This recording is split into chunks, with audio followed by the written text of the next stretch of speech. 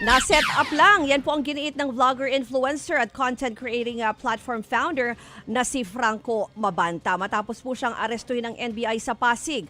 Kaugnayan ng umano'y mali-maletang perang tinanggap daw ng kanyang grupo para umano hindi ikanta si dating House Speaker Martin Romualdez. Narito po ang report ni Gio Robles. Mali-maletang perang may kabuang halagang 75 million pesos ang nakalatag sa mesang ito. Ito ang mark money na kunwari ay paunang bayad ng kampo ni dating House Speaker Martin Romualdez sa 5 lalaki na nangikil umano sa kanya.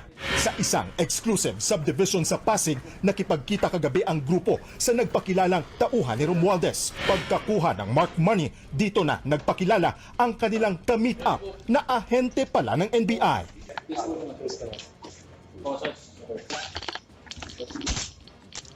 Arestado ang leader ng grupo na si Franco Mabanta, ang founder ng Peanut Gallery Media Network at 4 na iba pa. Ayon sa leader ng grupo, set up ang nangyari.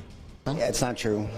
It's not true. That's it. So hindi kayo nag-extort No. 300 million pesos? No, definitely not. How can we extort when they were the ones who came to us? Ayon sa NBI, nakaraang taon pa umano lumapit sina Mabanta sa kampo ni dating House Speaker. Pero kamakailan lang dumulog sa NBI ang kampo ni Romualdez para magreklamo.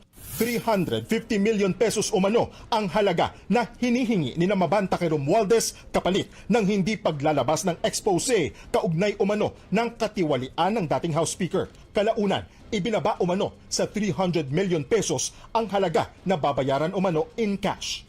Nag-demand sila ng 4 tranches. So yung 4 tranches is consisting of 75 million per tranche. Meron deadline eh. So kung hindi masettle yun, May 5, magre-release sila ng first part 1 ng video. Isa sa ilalim pa ang expose video sa pagsusuri ng NBI Forensic Team. Ang NBI po will act on evidence. Evidence-based po tayo even dito sa nangyari na to. Sinundan natin kung saan po pumunta yung ebidensya.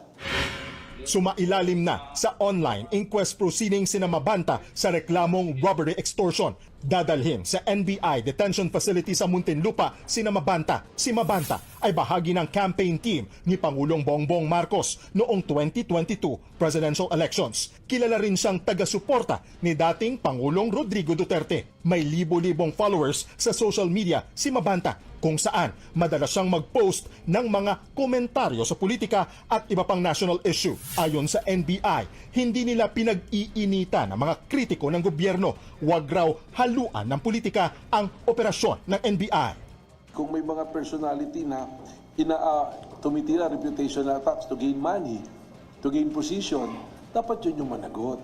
Pero yung NBI, let's be fair to the men and women of NBI, law enforcement itong mga to.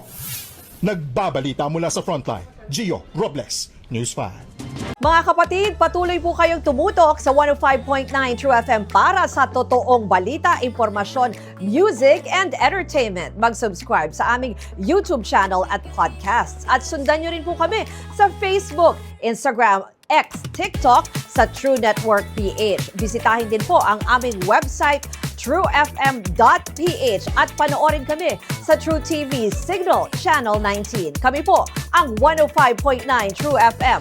Laging true sa'yo, kapatid.